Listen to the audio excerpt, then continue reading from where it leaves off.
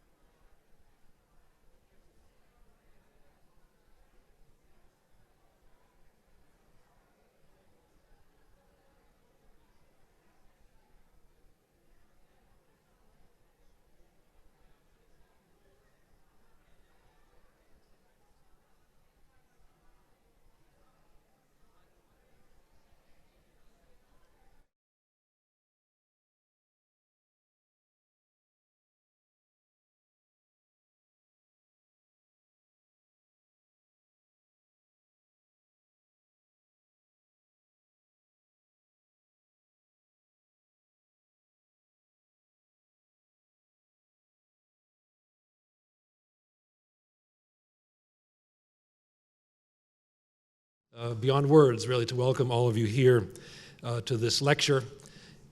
This is a moment when you feel sort of in the universe, lots of things coming together at the right time, in the right place, with the right people. And let me take a moment just to introduce the various strands of this tapestry that are coming together, because it's quite remarkable. I won't say much about the national discussion, other than to say that certainly issues of policing, implicit bias, reform, data are somehow lurking in the, if we can get through some of the fog, but some of those issues come through the national discussion. And let's be hopeful that in the coming administration there's an opportunity to focus on some of these questions and issues more intensively. But more closer to home here at John Jay, we have a number of strands that have come together to weave this tapestry. This lecture is the inaugural lecture of the Franklin A. Thomas Professorship. And I'll introduce Phil Goff in a second, but the first individual that we want to pay a special tribute to is Frank Thomas. So there's a bio that you can read, but let me just give you my take on Frank Thomas. He grew up in Brooklyn. That makes him special to those of us who are Brooklynites. And went on after large family, single mother, determined parent who believed in education, went on to do well in school and received a scholarship, an academic scholarship, not an athletic scholarship, to Columbia University, where he attended and excelled. Then followed another path into the military service for a number of years, served our country in that way, then came home and went back to Columbia to go to law school. So there, opportunities open up for a talented young lawyer with that sort of pedigree. But Frank decided that he wanted to continue to work in public service, and served as a prosecutor in the U.S. Attorney's Office. And then he came to the attention of one of the great leaders of our country and of our state, Senator Robert Kennedy, who at that time was thinking, how do I do something meaningful on issues of poverty in New York State, and had an idea that he was developing with others to create what became the Bedford-Stuyvesant Restoration Corporation. And somebody told him that to think about who should be the leader of this initiative, that he should look at this individual named Frank Thomas. Now, in the meantime, Frank had not just stayed at the U.S. Attorney's Office. He had gone to work at the New York City Police Department. Now, something that Frank and I have in common is we both held the same title, Deputy Commissioner for Legal Matters at the NYPD. Frank was appointed to that job at a very difficult time in the mid-'60s in our city when, if you know your history, there were race riots, a lot of them involving police and issues of race and crime and civil unrest. So for the police department to appoint to its chief counsel position a talented African-American with a stellar pedigree was a big moment for our city, and Frank Thomas filled that bill. But then he had this other opportunity to go to Bed-Stuy Restoration Corporation as its first president. So the story is legend of what he did there by creating, in some ways, the model for the country as a community development corporation, raised lots of money, brought in lots of resources, helped people in Bed-Stuy find work and the like. And he created a even larger sort of national profile for himself and local profile. There are those who still say to this day that if Frank wanted to run for mayor, he would have been easily elected. He chose not to do that. Maybe he's a wiser man than others. But then the opportunity, a next opportunity came for him to head up the Ford Foundation, one of the largest philanthropic entities in our country. Then and now with a global reach on human rights and issues of economic development and good governance. And Frank Thomas led that institution for many years with great distinction. and then stepped down and became actively involved in a number of international issues, most notably in South Africa. And when Frank and I first met, our first meeting to talk about what's happening here today, he was talking about some conversation he was having, and then I turned to Nelson and said this, and I said, wait. You're telling me a story about you and Nelson Mandela? And he said, yeah, when I was talking to Nelson. I said, okay, got it. So when we were thinking about creating this professorship, a named professorship at John Jay, and wanted to name it after somebody who embodies so much of what John Jay is about, our connection with policing, our connection with the law, our connection with issues of racial justice, our connection with a sort of global reach, the person who came to mind was Frank Thomas. So he's here today. He's asked to sit in the last row, so you won't see him when he stands up, but I'm going to ask him to stand up just to be recognized. Frank Thomas.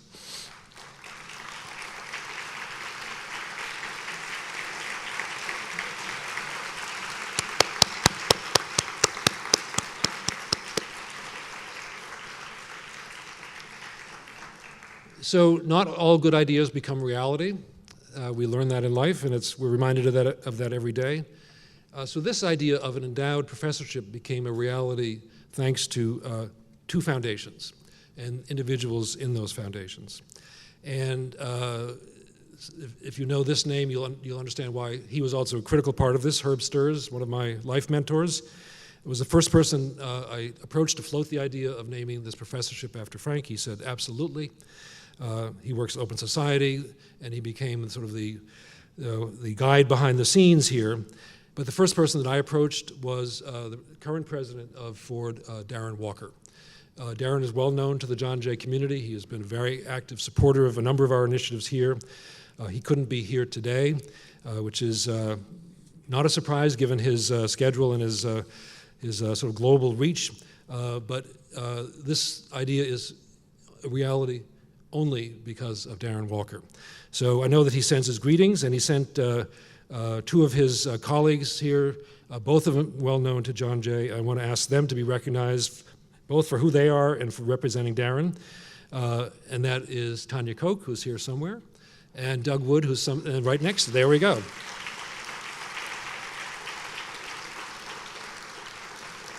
So the second stop on the making this idea a reality process was to speak to colleagues at Atlantic Philanthropies, which has supported Phil's work over the years. And if you know this story, Atlantic is winding down, and they're trying to make investments that sustain the gains that they have made through those investments in the past. And with help from Tanya, who used to work there, and another colleague who I'll introduce in a second, the second foundation that we thank today for their work and their support for this is Atlantic Philanthropies. And Chris Exley, the CEO of that philanthropy, and is Kavitha here? Kavitha Medarata not here? Okay, we're going to applaud her loud enough that she can hear, because I know she's on her way.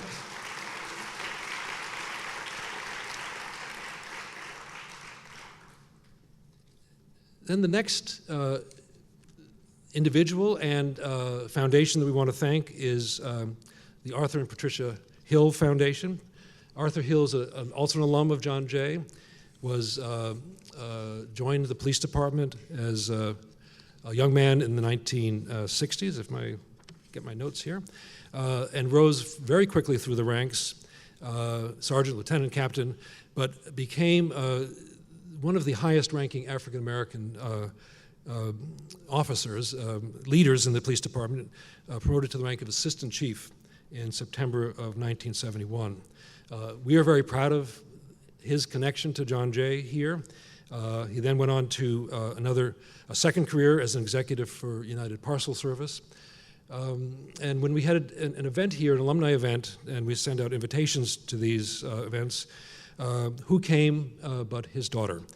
So we've had discussions over the months and now years with Joanne Hill about what would be of importance to her father's memory, and it is to support the work of Phil Goff on bias in policing. So we're delighted that we also want to thank Joanne and her family, and through them, the memory of her dad here. So if Joanne I can't see everybody, is here. There she is. Hi, Joanne. Just rise for a thank you.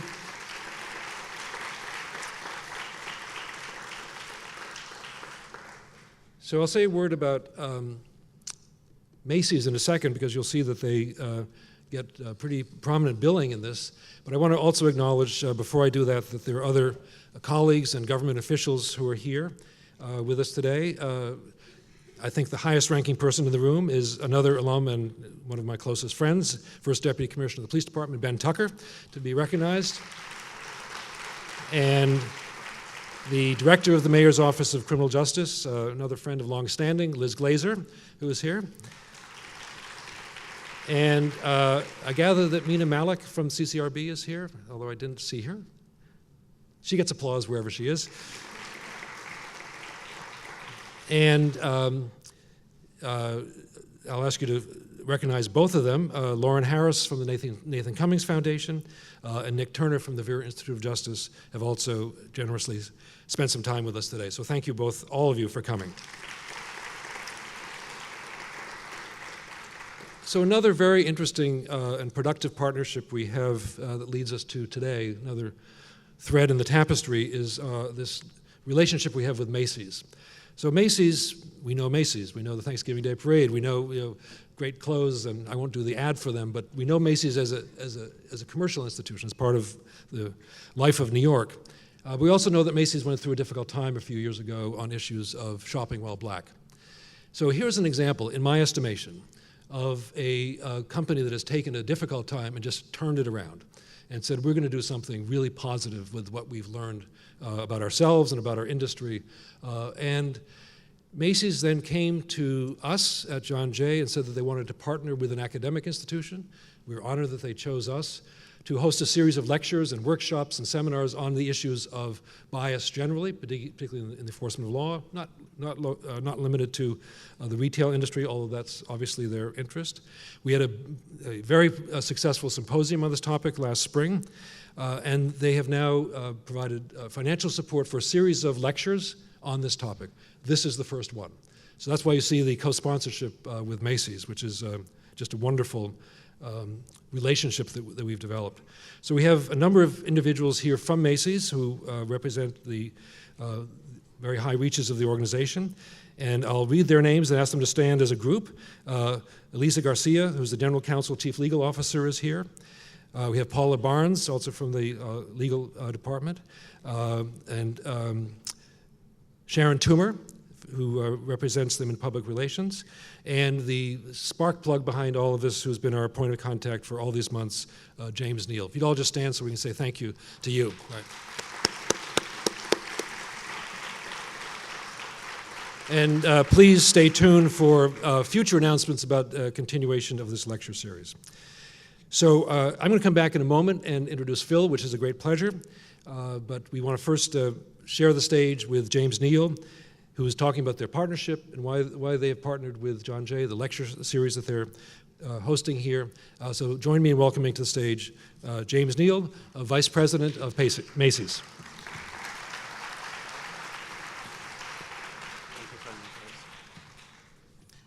Thank you, President Travis. Macy's, and we have a one-day sale this week, don't we, guys? Right? Starts on Friday. Good evening, everyone. My name is James Neal. I'm the Vice President in the Law Department at Macy's Incorporated, as President Travis just mentioned. On behalf of Terry Lungen, our Chief CEO, Elisa Garcia, our Chief Legal Officer, William Hawthorne, our Senior Vice President of Community Affairs, and over 160,000 associates in New York and throughout the country, we welcome you to the Macy's inaugural lecture. Macy's is and has always been committed to the principles of exemplary corporate citizenship. As one of New York's most iconic visible corporate citizens, we are moved to take solution or leadership positions on issues facing our society and therefore our company. Regardless of your political lean, no pun intended, there is no disagreement over the fact that race relations and policing indeed are two of the most pressing issues today, not only in New York City, but across our country. And even as we heard yesterday, there was another police-involved shooting in our community here locally. We must continue to engage in solution-oriented discussions about tragedies such as this. To this end, Macy's has established a partnership with John Jay College of Criminal Justice to create a dialogue with you, deeply concerned students, citizens, and colleagues. Today, we are very proud to sponsor the inaugural lecture series and delighted to feature a nationally recognized expert and lecturer on these topics, Professor Philip Atiba Goff, whom President Travis will return to the microphone in just one moment. But again, I would just like to thank you on behalf of Macy's and all of our employees across the country. Thank you for coming, and I hope that you enjoy the lecture.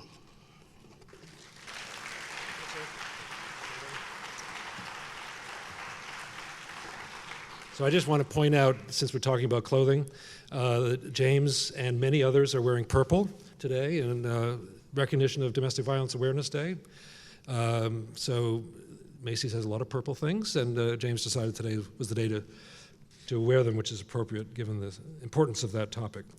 So I'll make this introduction of Phil shorter than he deserves, because we do want to hear from him.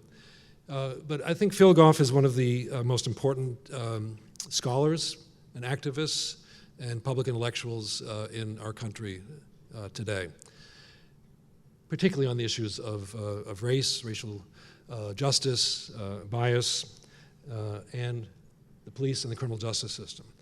So you can see why it feels like this is where he belongs. So we're delighted that he has chosen to come here.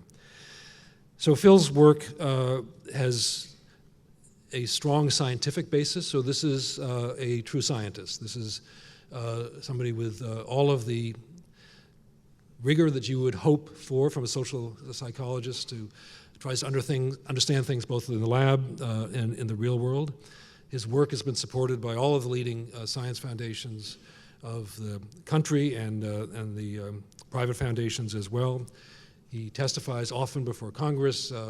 You'll see him often, maybe even tomorrow morning, on television. He is one of those scholars who finds a way to help all of us understand a very complicated world. And I met Phil a number of years ago, and we started talking about his work, and we created a collaboration that has now been funded by the Justice Department called the National Initiative on Community Justice and I just got the name wrong, and safety, I think it is. No, National Initiative for Building Community Trust and Justice. There we go. This is us in Yale Law School, David Kennedy's national network here.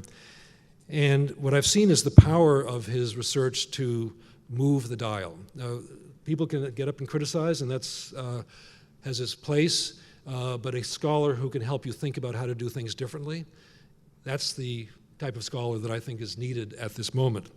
So the Center for Policing Equity that Phil has created and now has brought to John Jay has become in a very short time this hub of scholars and police officials and community activists and journalists around the country who are trying to bring good science to difficult questions. And the most difficult question is how to understand implicit bias as it plays out in issues of policing.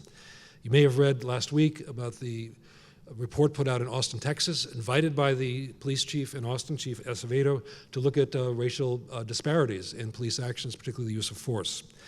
So this is the type of work that Phil does and the National and the Center for Policing Equity does, and the infrastructure that he's creating of the National Justice Database that makes this possible to do comparisons across jurisdictions is, in my view, because this is the way I like to think about things, is just going to be the engine that in the next decade, the next quarter century, is going to drive new thinking about these very difficult issues. And it's not just the police. It applies to school safety officers, it applies to school discipline, it applies to prosecutors, it applies to mass incarceration. But it's a way of understanding the impact of this apparatus we've created called the criminal justice system.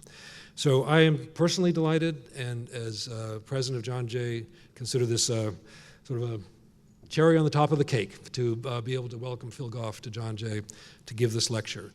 I will come up afterwards and moderate some questions if we have time, but please, a round of applause for Philip Atiba Goff.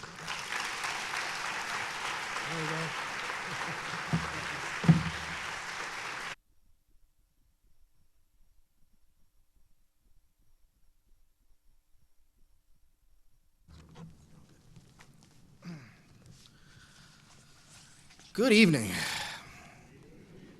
One more time. Good evening. Okay, I want to make sure that I'm home here. Okay. It makes me uncomfortable when people make a fuss about me, and there's been a lot of fuss tonight. So I know there's folks out there being like, why are we here to see him? I want you to know that I hear you, and I agree. But we're here. I'm going to try and offer a word, so y'all be gentle with me if you can be.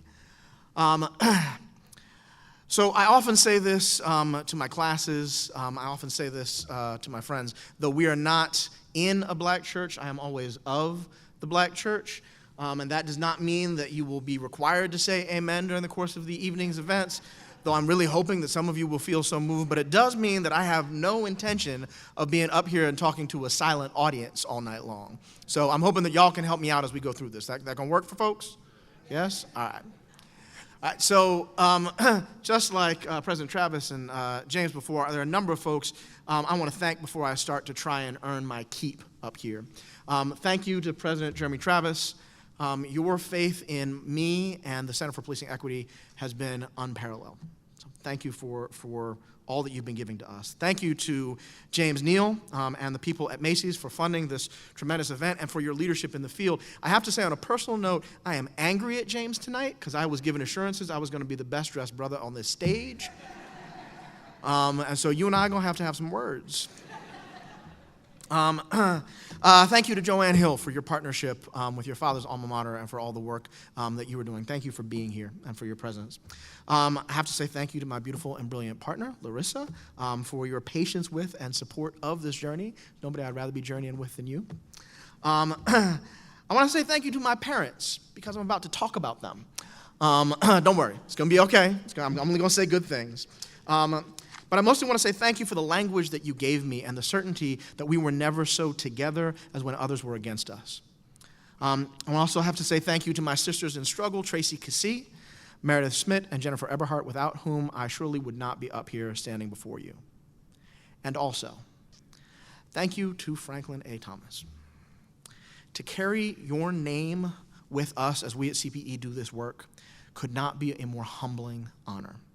Know that we endeavor to carry it with the reverence that our ancestors gave to the power of naming, the power to define and redefine.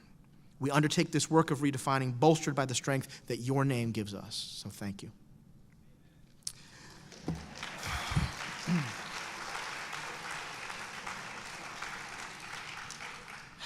And thank you to the staff at the Center for Policing Equity. Y'all don't see this, but these are the people that I would want to go to war with, and I go to war with these people every day, okay? It is no small thing to feel the weight of leadership, especially when you got here by accident, okay? I never intended to helm a research organization. They don't send you to school for that. That's not what I got my PhD in, right? I never intended to hoodwink all the brilliant people who work for me into devoting their most productive years for this vision that we share. And I never aspired to be responsible for such an obligation as their passion. Every day I wake up hoping to merit the honor that was given to me. And I do none of this work alone. So while surely it is the case that some folks do not see the work that the rest of the staff do, please, folks from CPE who are watching either on the live stream or here tonight, know that I see it. Okay. And finally, thank you to Trayvon Martin. Thank you to Michael Brown Jr., to Sandra Bland and Rakia Boyd, to Eric Garner and Amadou Diallo. Thank you to Emmett Till and Gracie Blanton.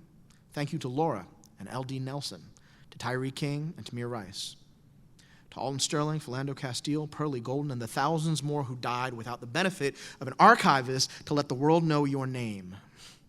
You did not know when you woke up on your last day that your deaths would inspire the blues and jazz and hip-hop and poetry and prose, that your lives cut short would be the legacy that helps read sanity into the daily struggles of a people.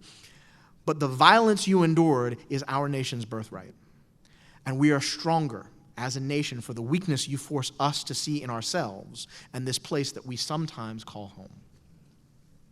And because I thank all of them, I must also thank Charles Chestnut and Ida B. Wells for documenting all that they could for as long as they could. And for the young folks who are in the room, if you don't know Chestnut and Ida B. Wells, better ask somebody. Because without the stories of our ancestors, we have no words to describe ourselves. So what did I come here to say other than thank you? This is a little bit scary. I'm not so much intimidated by the size of the audience as I am by the size of the message I am struggling to get out of my body. Because when I think about how to talk about a mission of justice, which is what I got asked to do, to offer a word on, I don't know any other way to do that than to get a little bit personal. And that means being a black man in public, being vulnerable. Y'all know that's more than a notion, right? So please help me out tonight. Help me be worthy of your time. Because what I'm hoping for is that I want to talk to you about sanity a little bit. And then about how finding the words that make sense of the world, finding a language of justice, can help us stay sane. And since I don't know how to talk to you about how hard it can be to learn that language of justice without showing you, I'm going to ask you to indulge me a little bit. I'm going to tell a story from a long, long time ago, way back when I had hair, about trying to teach myself that language and how that process ultimately translated into the work we do at the Center for Policing Equity. And lastly, since I'm talking about how hard it is to learn justice as a second language, you may think that where we're headed is to a world where we try and give to the next generation justice as a first language. Nah, son, don't work like that. It can't be our first language. But that's not as hopeless as it seems, and I want to end up there. So does that make sense, everyone? We're going to start with sanity. We're going to go to language. We're going to hit Throwback Thursday, CPE, second language only, and then we're going to dismount. Does that work for everybody? Okay. So how do we get to sanity? I thought about a lot of things in terms of what the topic for tonight should be, right? The topic in the science, the flavor du jour is implicit bias. People talk to me about identity traps. There's a number of people who want me to talk about Prince and Allen Iverson because it's on my website and because those are two of the genius artists of our time. But in thinking about how to put together a talk like this, I wanted to say something that was worthy of the moment we find ourselves in. So I've been watching the debates and the coverage of the election, and as a result, I decided I wanted to say something that was worthy of a much, much better moment. Because last night was crazy, right? It's not me, it was them. That's crazy. I need to check, I need to be sure, right? So how do I offer a word that speaks to the insane moment we're in without succumbing to that madness? And I want to be honest. In preparing for, it's not just tonight, in surviving the last 2 years, I've been worried about my own sanity. In fact, I'm hoping tonight you all can help me forge some weapons against insanity, that we can do that together with each other, because sanity is a precious, precious gift, and I don't think that we value it the way that we should. And let me be clear what I mean by sanity. When I speak of losing sanity, I'm not being trite. I'm not using mental health as a punchline. I am talking about the experience we've all had where something so shocks your sense of how the world is or ought to be that you gotta look around. You have to look for someone who sees the same crazy you do, or search for something that could explain this loud crack in a pillar of reality. But when I talk about losing sanity, I'm not only talking about that need to check for assurance, the I'm not crazy, in whatever witness God has seen fit to put in your life that day. Because sanity is a bigger concept than that. Sanity is not just a feeling. In fact, it's not a psychological concept at all. It's a legal term of art. Sanity has nothing to do with psychology as a science, really. It's a legal term. A sane individual before the law is someone with the capacity to line up their own actions with their consequences and the moral weight of those consequences. Sanity is the moral evaluation a court makes about whether or not someone can be held accountable for their actions. Sanity is the ability to be held accountable. And so when I say that this campaign season and the past 3 summers of watching black men, women, and children die on viral videos have been insane, I do not only mean that they have left me searching for something that feels better than this, searching for some set of eyes I can meet in recognition of the absurdity we saw in Dallas, where police officers were gunned down and a nation too often steeped in violence blamed the peaceful protesters walking beside them for it. I'm not just talking about the need to connect with someone who can understand that when we humbly state that Black Lives Matter and it's misheard as a declaration of violence, that can feel crazy-making. I do not only mean that buzzing that comes to my head whenever I check my phone and I find another mother's child has been promised to a pine box and left with a hashtag for a tombstone. When I say that this nation teeters on the raggedy edge of insanity, I mean that we are too quickly approaching a moment when none of us can or are willing to be accountable for the consequences of our actions. When none of us want to be accountable one to another. When I question the sanity of our nation, I am not calling names or stigmatizing mental illness. I am trembling with fear at the thought that we have so lost our North Star that we literally cannot make sense of how we ended up here. We don't have the language to explain to each other, much less our children, why the words they hear are so wrong despite coming from people who rank so high. We lack the vocabulary to say what is true, what is right, to say with words of conviction that we truly are better than the moment we find ourselves in part because we find ourselves in this moment over and over and over again. And that's why tonight, while I struggle for my own sanity in front of you, I want to talk about language. Now that may sound insane in and of itself. What is this Negro up here talking about language for? Bear with me. That feeling that you're going nuts, the feeling that leads to our inability to be accountable, it begins with a sense that our experience doesn't match up with the world that we live in. And what does a language of justice have to do with that? Well, to tell you that, I got to talk about what a language of justice is, full stop. To me, a language of justice is the words that are necessary to reveal the lies that injustice requires to seem legitimate.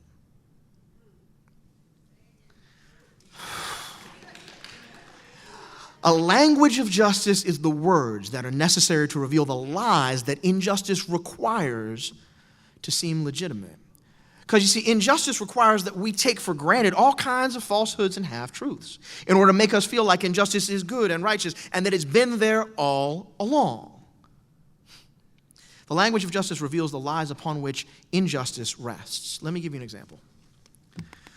When someone sees another unarmed black man being shot and killed by an officer or by a resident and responds with, well, what about black-on-black crime? A language of justice provides more than a stunned look and a shaking head. A language of justice allows for you to form words that reveal the lies that make black-on-black crime seem reasonable for anybody to form in their mouth in the first place.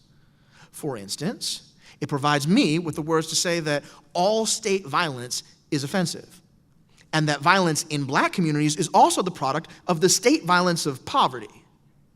It helps me to make plain that black-on-black crime distraction assumes that black people choose crime, like we pick out our clothes in the morning. And further, a language of justice makes plain the false assumption that somehow black people haven't always been concerned about violence in our neighborhoods, that somehow black people ignore the violence that we live with, and so few others are ever forced to witness. And it explodes the lie that these same black-on-black crime advocates have ever marched or protested or sobbed uncontrollably at the foot of a casket for that self-same black-on-black crime.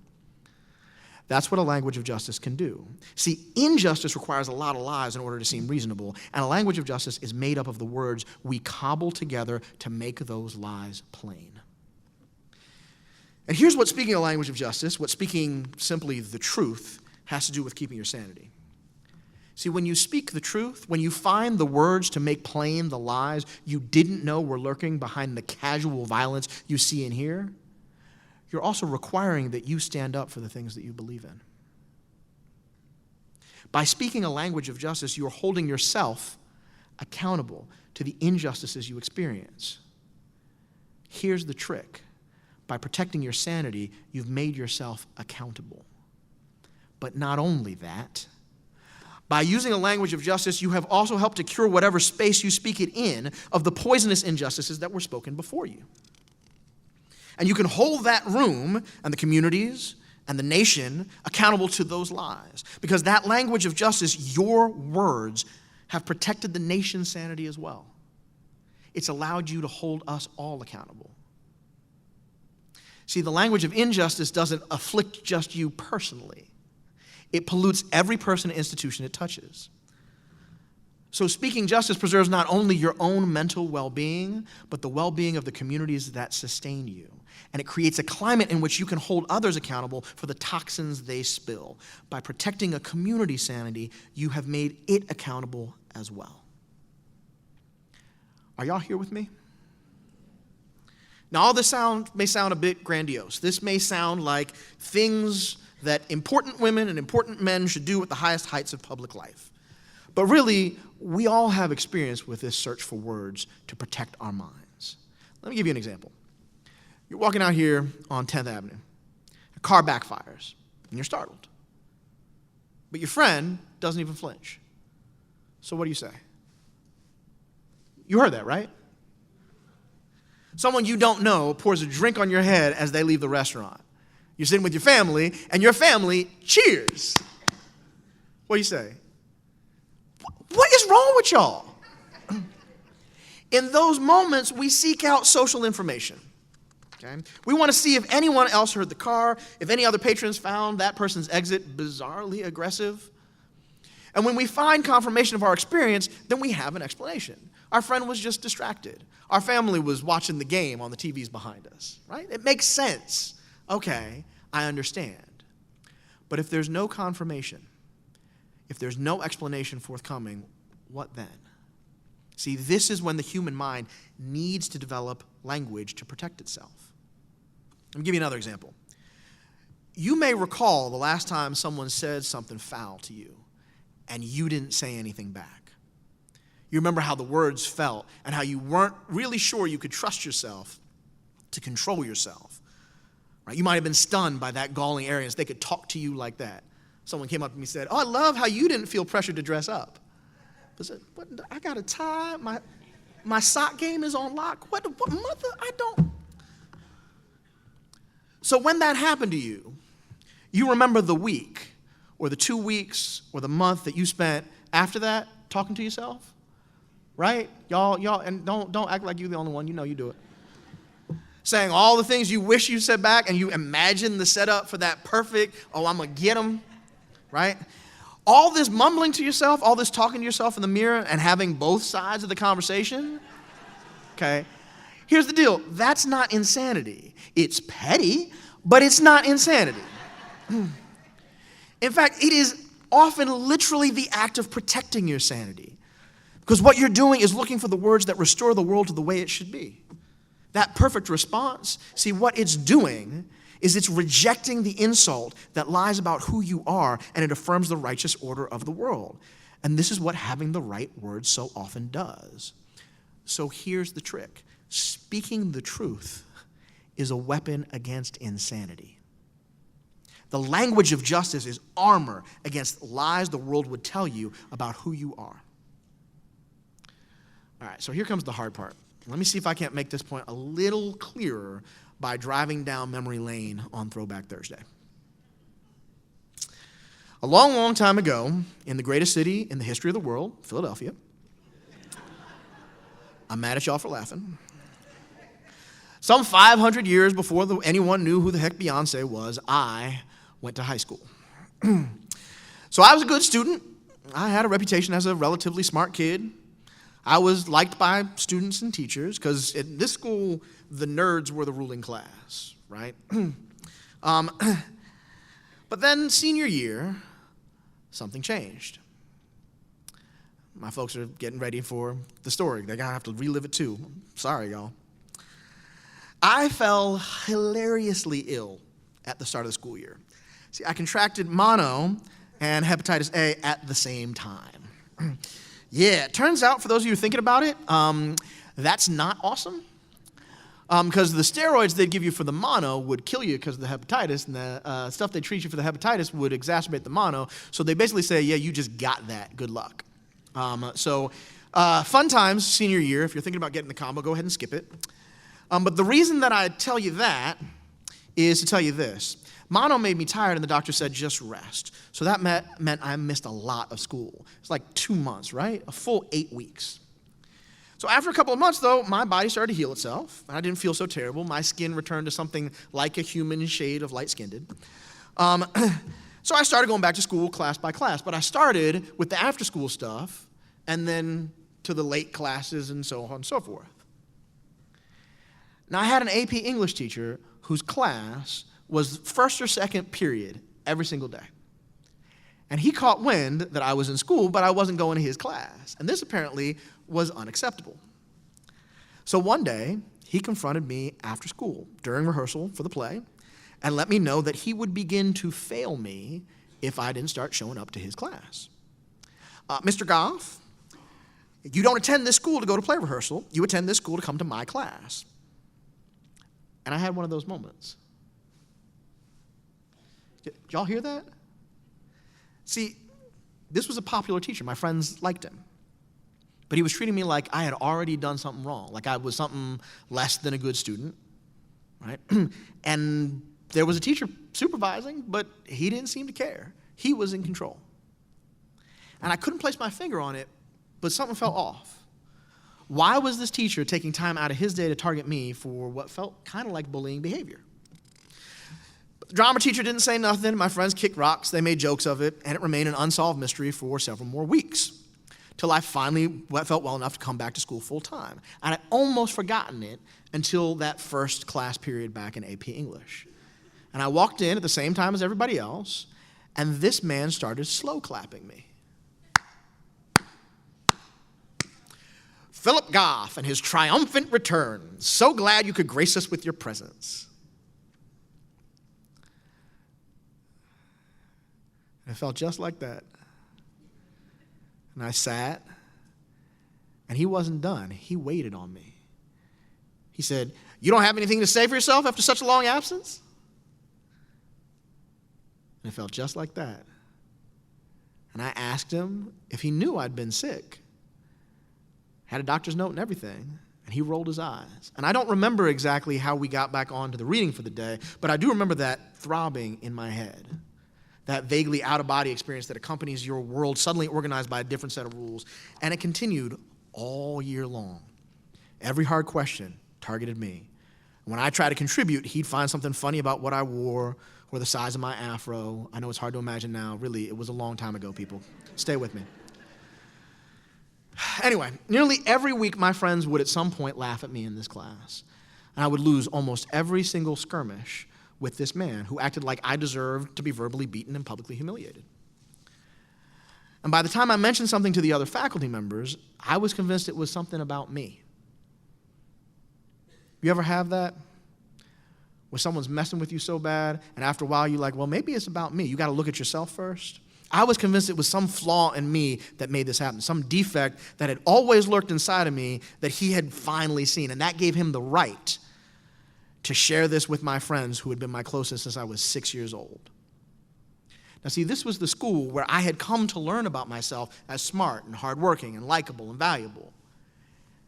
And these experiences, really just a couple weeks of it, was all it took to make me think like, maybe I was crazy the whole time. Maybe these folks aren't really my friends. Maybe I'm not really valuable. So I had 3 favorite teachers. I asked my 3 favorite teachers. They were Carlton Bradley from jazz band, John McCullum, God bless, who until recently had been the AP English teacher, and Jackie Gowan-Tolcott, who taught me to speak French in a Cuban accent. And if you ever get to travel in Europe speaking French with a Cuban accent, go ahead, because that is good times right there.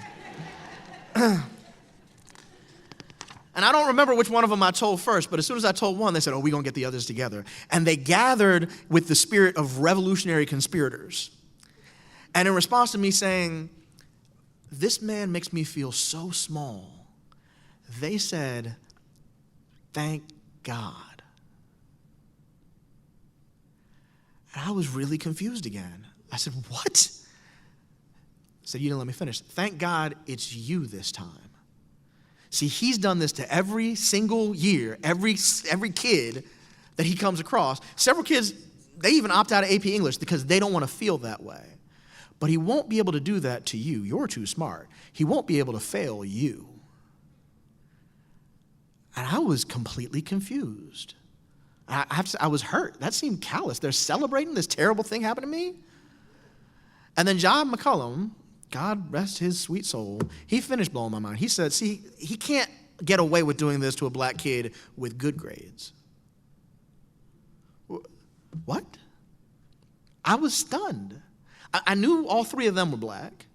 And obviously I knew I was black. My students know I've been black my whole life except for like a week I took off in college. It was an experimental phase. It didn't work. I don't like to talk about it. Okay. So I knew I was black.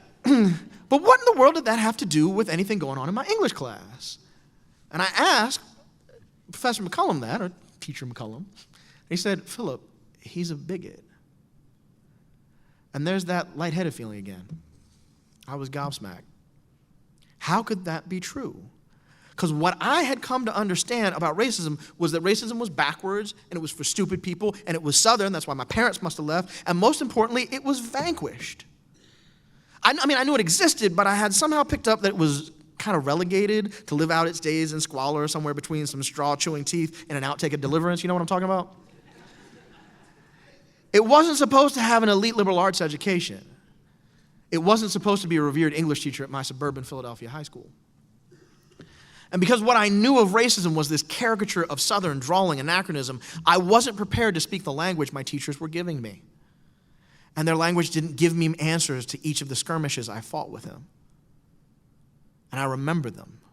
He said, Philip, since race doesn't really exist, isn't racism just paying attention to race in the first place? Philip, since whites don't benefit from helping blacks, aren't they really more virtuous when they resist apartheid? Philip, Martin Luther King abhorred all violence. So the people rioting over the Rodney King verdict are really dishonoring his legacy. They're literally dishonoring the name King.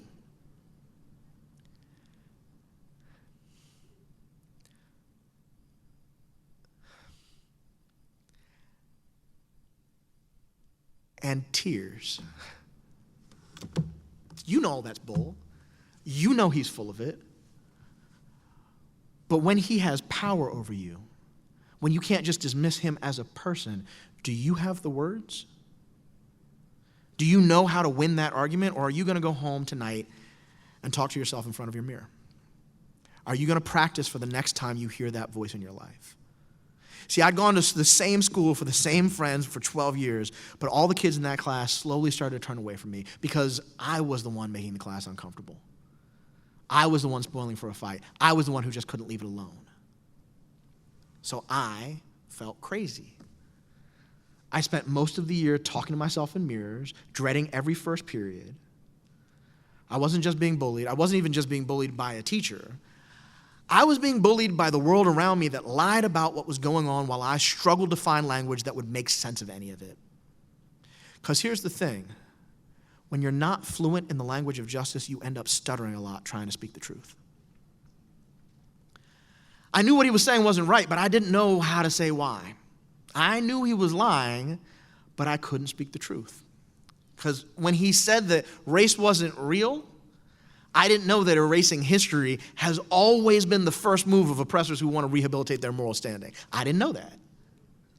When he said whites don't benefit from helping blacks under apartheid, I didn't know how absurdly common it is for people who benefit from exploitative structures to forget that they were complicit in maintaining them. I didn't know how utterly ordinary it is for those who benefit from racism to imagine that it simply arrived here from outer space without the need for any individual to give it birth or to keep it strong. And when he said that MLK's legacy, the man who most of this country, and black folks too, thought was pushing too hard, too fast, and was provoking violence while he peacefully resisted unembarrassed bigotry. When my teacher said that MLK's legacy was dishonored by an uprising in Los Angeles in response to a justice system that refused to hold law enforcement accountable for a savage beating of an unarmed black man, I didn't know then how people use our ancestors to lie to us. I just didn't know. How people talk about Martin like he lived a comfortable life and died peacefully of old age surrounded by an adoring nation. How people talk like he wasn't assassinated for insisting on equality. How people conveniently invoke his name out of context without ever having read a word past dream, and forget that he was the one who said that a riot is the language of the unheard. See, King understood about language too. I didn't know. I didn't speak justice. So I struggled and I hurt for a year while this man laughed at me and my friends revealed themselves to be as unable to speak justice as I was. Then, I spent the next 21 years talking to myself in mirrors. Through various hairstyles and hair losses and beard configurations, I have been staring at myself, building a better vocabulary for naming what felt unfair in the world. And for all that time spent honing my speech and literacy, I have learned how to respond when someone tries to tear at the fabric of my reality. Not with defensiveness or anger, but with words that insist that justice be centered, and injustice is made the problem. I've gotten much better at feeling sane. My staff doesn't really understand that, but it's true. And from that, I've earned the ability to hold myself and the world around me accountable in the face of racial injustice. See, there's a vocabulary and a grammar and a syntax to the truth. You need to know the difference between the word disparity, which only means that things are different between different groups, and discrimination, which means somebody meant them to be that way. You know, to know the difference between a stereotype, which is just the idea that Latinos are illegal, Muslims are terrorists, black folks are criminals. You know the difference between a stereotype and prejudice, which is belief that those things are true. But you also need to know that attempts to erase history are always grammatically incorrect. And that questions of power, asking who benefits from the world being set up this way, are the native syntax of justice. And as I learned that, it turns out other people wanted to hear about it too. In addition to protecting my sanity, what learning to speak justice has allowed me to do is to translate across multiple audiences that often have a hard time understanding each other. And I hope in that translation we give them some words of sanity, and this is the CPE part. So when a journalist asks me how I can appease both of the Center for Policing Equity's constituencies, the black and brown communities, and the police, I get to correct them rather than feeling crazy. Because I don't see communities that have too long been subjected to racial violence and police who have too long been tasked with inflicting violence as separate constituencies. I understand why others do. I understand that the scripts we learned in our native tongue say that black and brown communities are not the police. Black and brown communities get policed.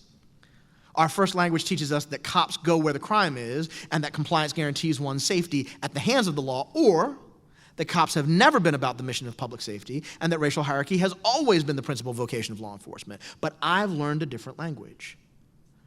I know that black officers go home at night carrying the same scars of racial discrimination and even fear of police that they see in the communities that they are sworn to protect. And I know that brown communities worry about raising their children amidst gun violence and pray for public safety professionals who are worthy of safeguarding their families. I know that very few people in this world aspire to go to work tasked with enforcing racist laws, and that both the police and the public are safer when the police are free from bias. I know that injustice is criminogenic, and I know that justice breeds peace. So what we've been trying to do at the Center for Policing Equity is to translate those words into a language that also has action. When we work between police and communities who have long distrusted each other, we provide them with new words for what's going on. We talk to them about implicit bias and identity threats, identity traps, and the power of procedural justice. We give them tools for measuring racial bias and a language for explaining that racial disparities in policing are not the same thing as racial discrimination by police, but that both of those things are always moral imperatives. We use humanizing words for the stresses of doing a job where people with nothing left to lose can use you as a target for their misdirected rage or as a tool of their own suicidal cowardice. And we use legitimizing words for the broken trust that comes from communities whose parents, their parents, were locked up by police for being in a sundown town past curfew or for being too smart in a school they weren't supposed to be in the first place. And the goal is to help them trust us, trust the process, even when they cannot trust each other. See, the process gives them language that speaks to the full humanity of all the people involved. And because there is truth in it, It allows them to hold themselves and each other accountable. In other words, it allows for some sanity, or at least it creates some defense against insanity. And I think we've been pretty successful so far. Some federal government folks give us money. We get to write our words in peer-reviewed journals that up to 7 or 8 people read. I get invited to fancy government buildings to try and fix some of the biggest problems of the day. And best of all, my colleagues and I get to give this language away. Other people use it, other people speak it, and maybe for some, it becomes a weapon against insanity for them as well.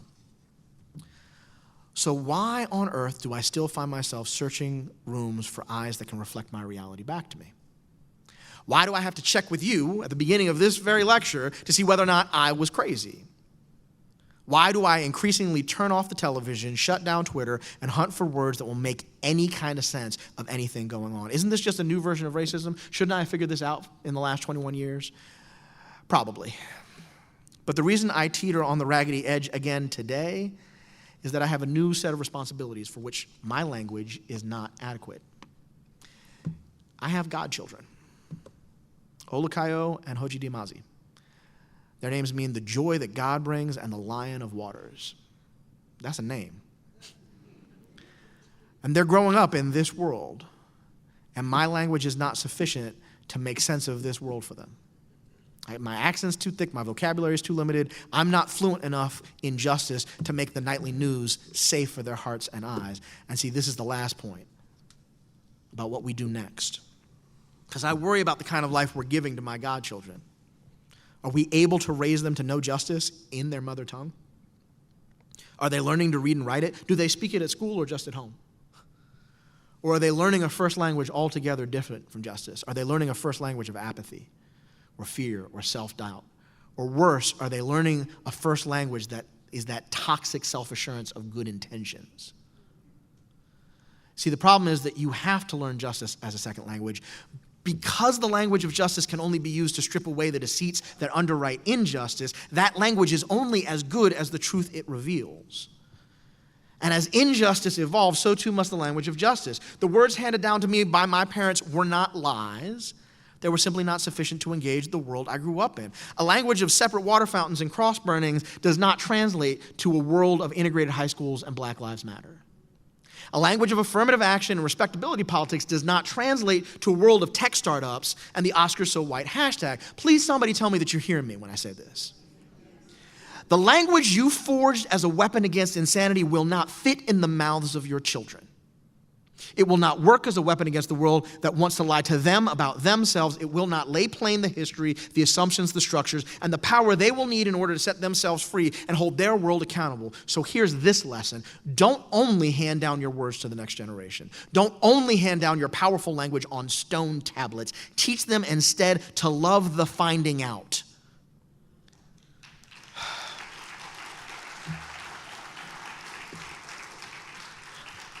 Teach them to search for the eyes that return them to themselves. And when those eyes are shut, teach them how to learn to teach themselves to speak justice.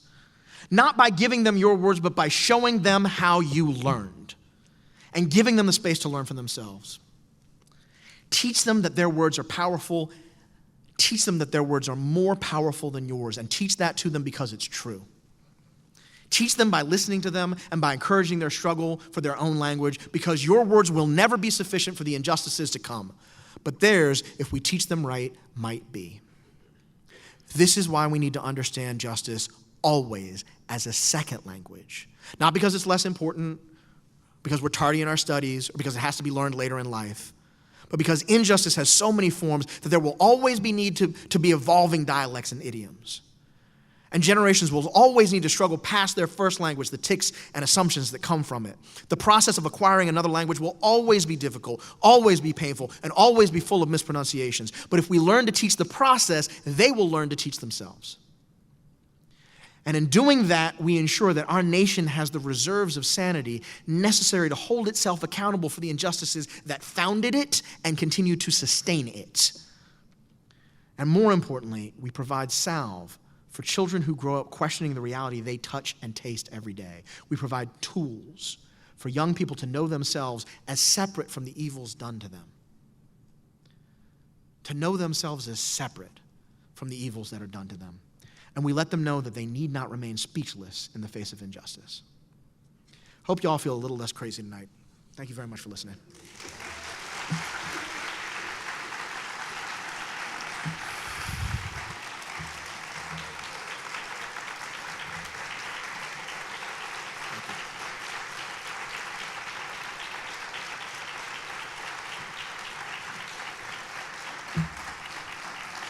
Oh my goodness. Thank you.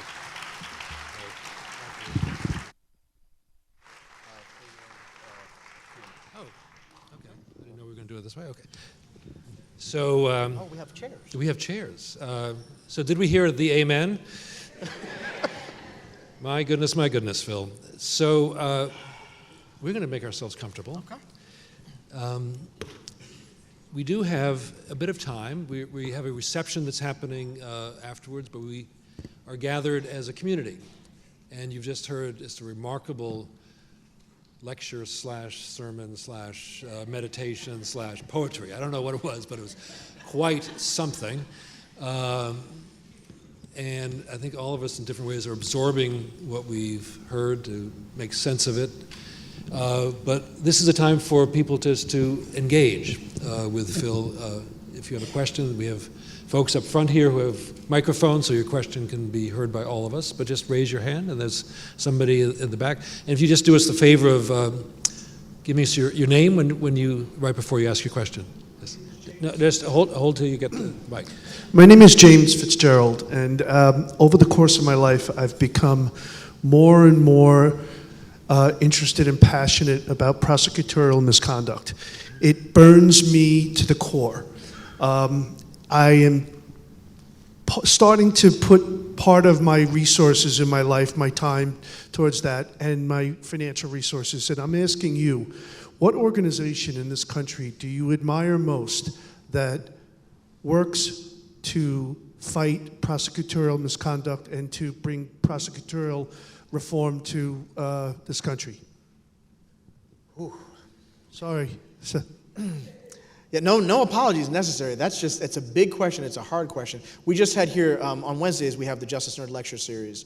And we just had John Pfaff yesterday, who was talking about not just prosecutorial misconduct, but the little legal things that prosecutors are empowered to do that have helped to produce mass incarceration.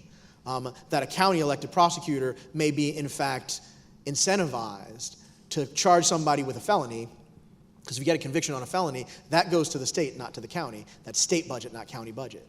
So we have these perverse incentives. So I've been thinking a lot about this, and I would say if John had a center, then I would say give him some money. I'm not going to talk bad about him, but he could always use it because he's doing all kinds of great work. I would also say that right here at John Jay, the Misdemeanor Justice Project is looking at ways that justice structures can protect those from escalation of charges. But in terms of places that are focused laser-like on prosecutorial misconduct, I mean, President Travis, if you've got a word involved, I'd love to hear it. So let me give a partial answer to the question. I think the bottom line answer is there is no institution that has that as its mission. At John Jay, we have recently created something called the Institute for Innovation in Prosecution. It is part of David Kennedy's national network. I don't know if Meg Reese is here. Is Meg here? Headed up by Meg Reese, and I would encourage you to get in touch with her. It's a new startup launched in August, I guess, with $3 million in forfeiture money from the Manhattan DA's office. And the whole idea is to bring together prosecutors and academics and others to imagine a new role for prosecutors in a justice vision that's quite different from what we have today. This is a heavy lift. This is a really tough mountain to climb. And I didn't hear John's lecture the other day, but one of his sort of talking points is how unaccountable in terms of public accountability prosecutors are for the exercise of a very powerful discretion. And my hope is that the institute that is being set up here that has a 3-year lifespan will at least start to open up some conversation. This is going to be a very tough nut to crack. I'll also point out that on Monday, I'll be in Washington for a one-day conference, invitation only, sponsored by the White House, on the role of prosecutors in criminal justice reform. And it was wonderful for them to come to us to ask for us to co-sponsor this. So there's this, you can feel it, there's this recognition in the country, and your question is part of it, that we can't do what has to be done to bring about justice without taking a very close look at the way that prosecutorial power is exercised. The final point I make is that there's a sadness in our community that we just lost Ken Thompson, who was, I think you could nominate as being one of the leading lights in prosecutorial innovation and thinking differently about the role of the office. And at age 50, he was stricken with cancer. He's a John Jay alum. I was honored to speak at his memorial service on Saturday. But there are others like him. And what we're trying to do through the Institute is to find those thought leaders who are trying to grapple with your question stated differently. So who else has a question here? Can you ask Meg to stand up? Is Meg here? I asked whether she was here, and I didn't see her raise a hand. But it's Meg Reiss, R-E-I-S-S, at John Jay. Yeah.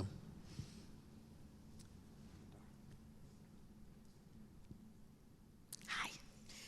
So first of all, thank you for that masterpiece in Black rhetoric. As a scholar And of you are? Dara Byrne, Say hi, Dara. interim dean of undergraduate studies, and a professor of African American rhetoric. So you hit all of the elements of Black rhetoric, and I really appreciate that because it gave a true testimony to the work that you're doing, but also the longstanding history and legacy of the contribution of Black communities to the moving justice forward in this country. But I wanted to ask both of you, because you're working at academic institutions, and the kind of work that you've done and that you continue to do don't necessarily have to intersect with schools. So maybe could you talk to us a little bit about why you choose schools, what you think about the role of education and academic institutions in this language of justice? Because you could be completely independent and autonomous, but yet you make these specific choices. What does that mean in terms of curriculum, in terms of students, in terms of the place of the academy in this agenda? Thank you for that question and for those kind words, Dara. People ask me why I'm not formally in government, given all the work that we do at CPE in government, and then they ask, why I'm not out being a hype man for somebody at a hip-hop show. That's because I'm old. But the real reason that the Academy is home for this kind of work is because this kind of work is a struggle and an exploration, right? I hope that, I'm sure I didn't sound all that polished up there, because I'm struggling, I'm exploring as I'm trying to figure it out. And as we're stumbling forward through it, the Academy is set up to do that for you. As we go into classrooms, I explain to my students that we're gonna figure this stuff out together. And I'm ahead of you just because I have been doing this for longer, right? But just because I'm ahead of you doesn't mean that I caught all the good glimpses behind me. So teaching is the way that I know that I understand, because if I can't explain it, I didn't really understand it. So as I use my classroom for the scholarship that I'm doing, that's what I'm trying to do. I'm going to the hardest concepts and seeing, am I ready to teach it, right? And my students tell me whether or not I'm ready, because they tell me whether or not they understood. And more often than not, what they say is, you weren't ready to teach it, but we were ready to learn. So they'll explore with me. And I can't have that as my job as assistant secretary of some state. I can't have that as my job in an AG's office, because there's deadlines about policy and there's cycles to running for things. And that's the other part. I don't run for things, and Center for Policing Equity doesn't take money from any of our law enforcement partners, and that's, Forbes has written that up actually in terms of a business model, and it's called that terrible, because we don't make any money that way, but it helps with truth-telling. And so part of being in the Academy is it is your vocation to tell the truth in ways that other people hopefully haven't previously. So that there couldn't be a better fit for that. And having been a student, having continued to be a student my whole life, the greatest privilege that I've had in being a student is to watch people in their passions and let them shine light in places where I might want to go.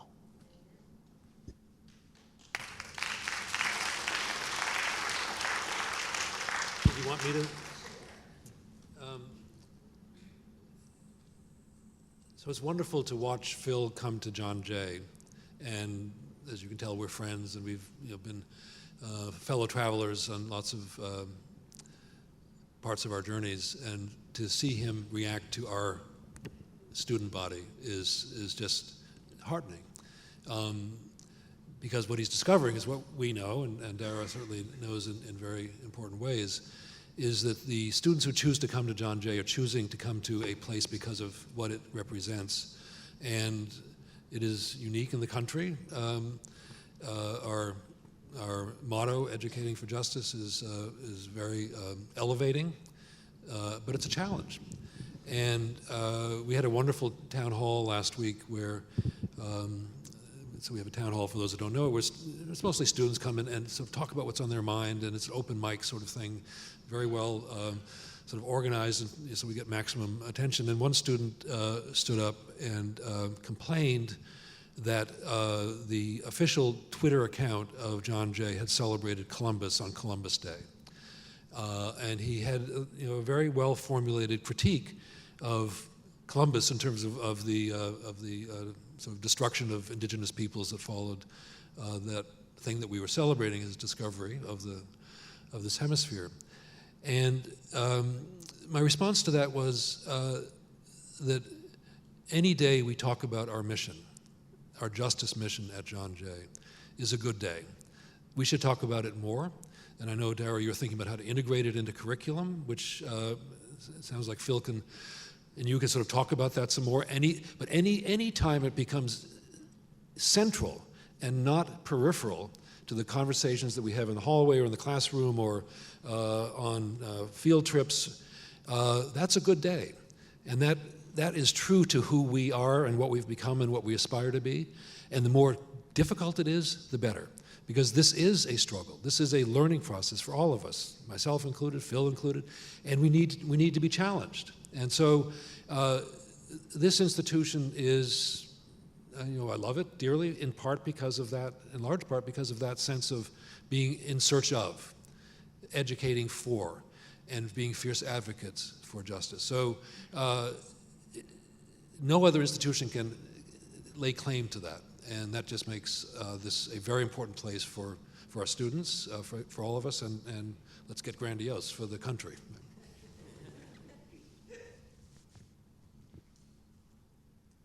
There's another hand in the back over there.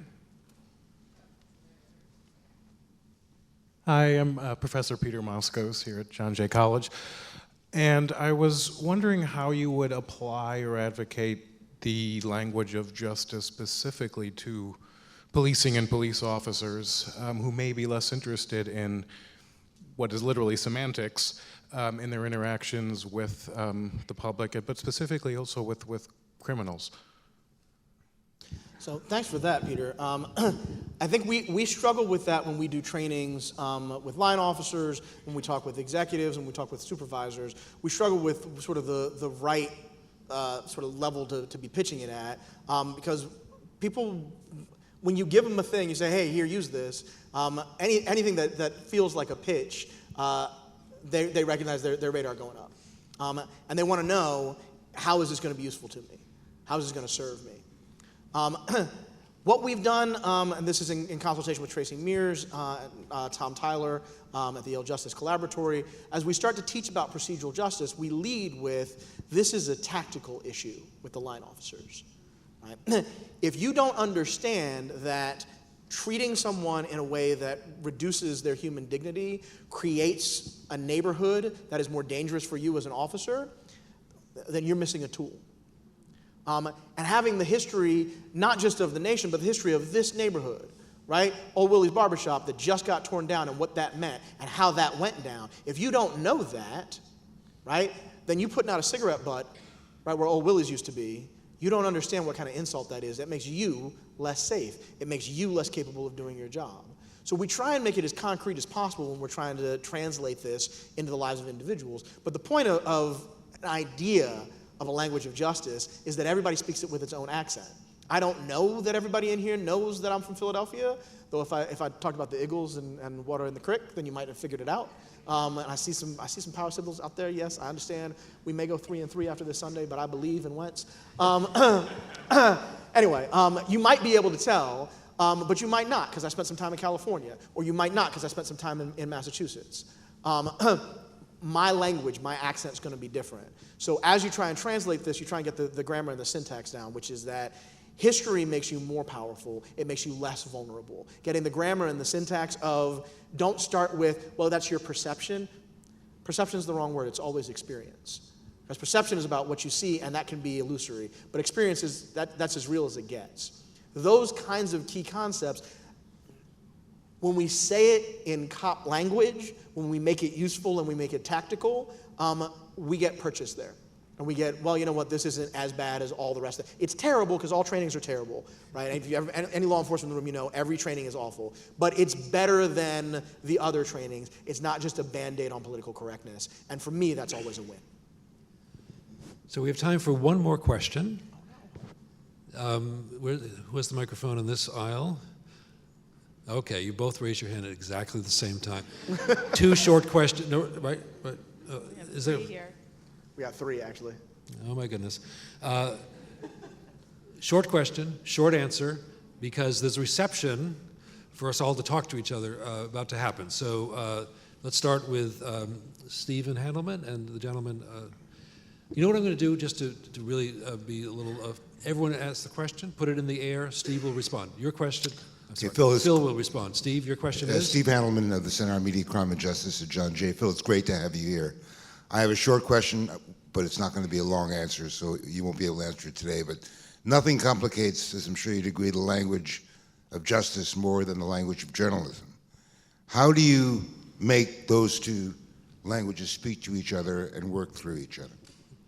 Okay, hold on to that one. And your question, sir, is? No, it's right, the third one in. Yep. And you are? I'm Mike Thompson from Macy's. I want to know how you talk about truth-telling. How do you break the culture within the police departments so that the officers don't acquiesce against what you would say is bad behavior, and they tell the truth and they don't, meet that comeuppance of the snitches get stitches sort of an analogy? Okay, we got journalism, truth-telling, and then I'm guessing that's Jama Adams. Oh, right there. Jama Adams, Chair Africana Studies here.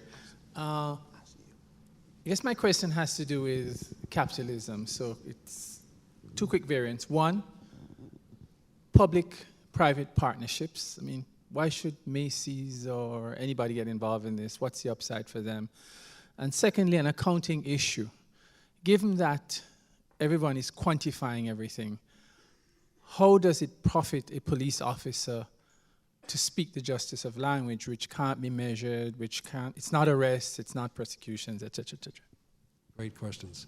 Was there someone else that you wanted to call on? So there was another young woman right there. She got her hand right there. Because that was actually the first hand I saw. Was that the first hand? Okay. Yeah, I want to make sure that she gets a chance to ask a question. Yes, you right there. There we go. Hey, I'm Tanya. I kind of had a 2-parter, so I'm just going to scrap the first one because it was brilliant and complex. I'm just going to get rid of that. But my follow-up question was, what does French sound like with a Cuban accent?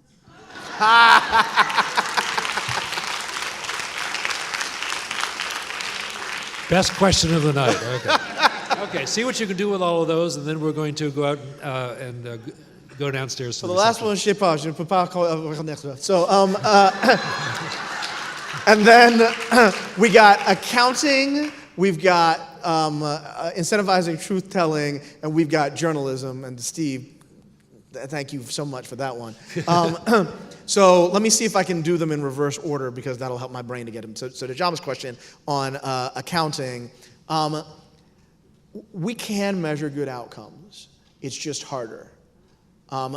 We can measure pro-social contact. We can measure community empowerment. We actually have ways to do that, but it can't be just the police department that's measuring it, which means that the scope of community reform has to be larger than the lens on policing.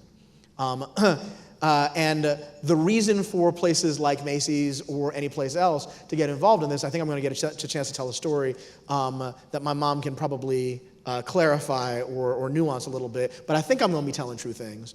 So we're from suburban Philadelphia. I grew up in suburban Philadelphia. And what that means is not only do we root for the greatest sports teams and for the greatest city in the history of the world, but also we go to the greatest mall in the history of the world, which is the King of Prussia Mall whenever we go shopping. Okay? Y'all see, it's a religion for people y'all don't know. So we go to the King of Prussia Mall from time to time, right? And at the King of Prussia Mall, there's a bunch of anchor stores, and we almost always ended up going to Macy's first and last. And it's not just because it's very close now to the Cheesecake Factory, though that's also true. It was because, and for me, it was because my mom took me, and I was little and I needed pants. But a lot of what was going on was we were there because they employed the black teenagers who were otherwise there to be shopping, right? They employed the folks from the community. And King of Prussia, as a place, is not particularly diverse, but Philadelphia is. And Macy's would do that. So when we talk about policing, we talk about Robert Peel's principles, right? And the seventh one is that the public are the police and the police are the public. Okay? But that's the truth for any public serving institution. And there is money for it if you are a public serving institution for profit, right? If you reflect the values of the community, there's brand loyalty to be gained. It can be gamed for sure, but people, you can only be false for so long before people sniff that out. So that's what I think part of the incentive structure is. You just got to measure it differently, measure it better. This is the second last question. Mike from Macy's was asking about how you incentivize truth-telling and move beyond that wall of silence. Here is the thing that is the undersold story in policing, at least on the political left. Most of the officers that I know go into policing because they wanted to do the right thing for a living.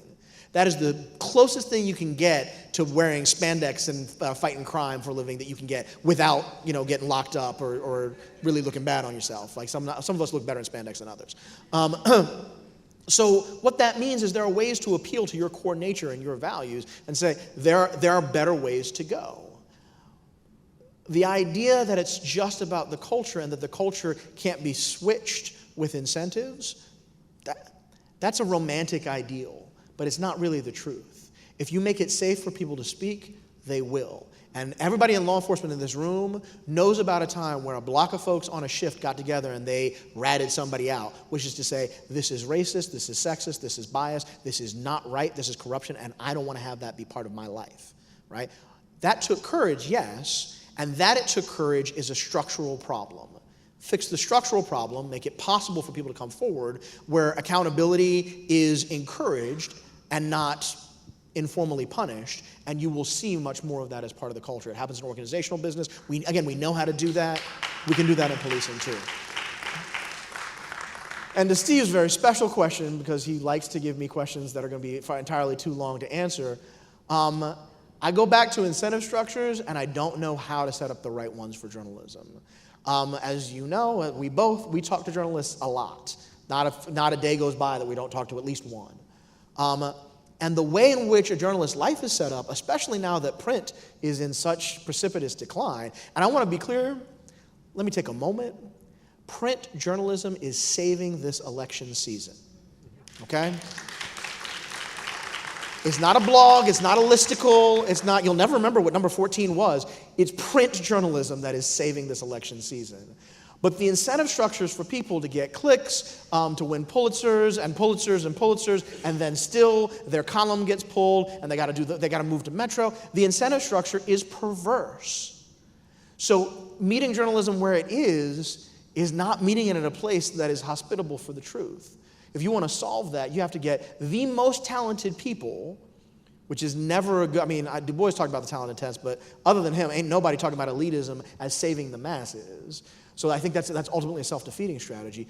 Or you got to talk to editors and tech startups and people who know how to create profit streams that will incentivize good, deep, honest truth-telling. And when I solve that problem, I will let you know. You should feel free to sell it to the highest bidder, and then you and I can retire on an island. Mine will be bigger than yours, but on an island privately. But until then, I'll just say that's the stuff that needs to change, and smarter people than I are going to need to figure it out. Please join me in thanking Phil Goff.